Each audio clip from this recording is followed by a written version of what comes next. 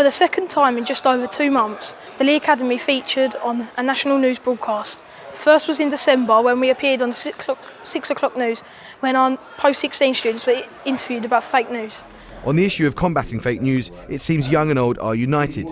Education is the key. People don't know it's unreliable, and without education on it, and without knowing the signs, then you'll believe it. And you can go out in the world and actually talk to people about your opinion that's formed on, well, fake information. What should we do about it? I think the education in school is very important. If you start from a young age, then I think people learn and reflect on that and they carry it through their lives. The BBC couldn't have put it better themselves. Amal Rajan, BBC News. The latest feature this week was when we were featured on the BBC Breakfast News when reporters came into the Academy to talk to students and staff about our Healthy Minds programme. Here is the report. The pathway through childhood, adolescence and beyond. Going into year 11 there'll be a lot of exam stress. Take a step back and think about what you should do next. It can be paved with challenges, exams, friendships, social media, self-esteem.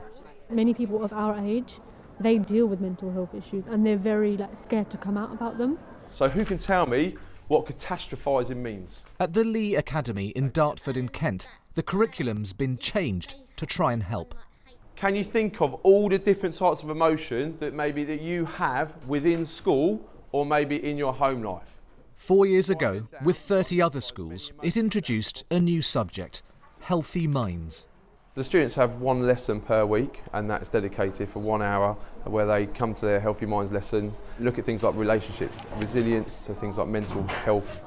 I think they're really important in building character and helping us develop as children. If you've got a problem, you've been taught how to solve it or what to do.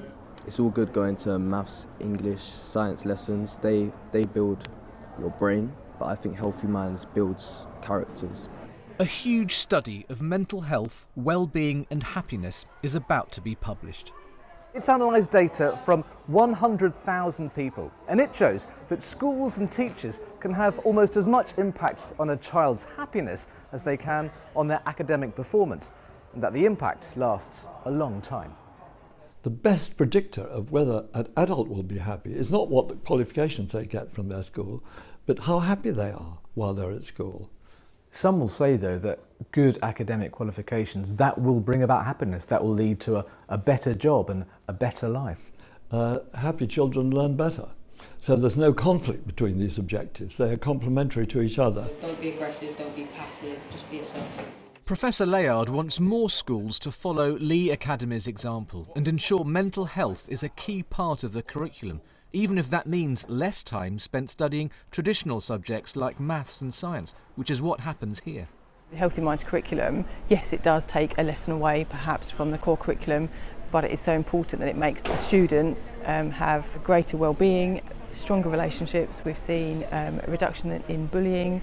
We've seen higher numbers of older students supporting younger students as they've gone through the course. Benefits that should last long into adult life. Tim Muffet, BBC News.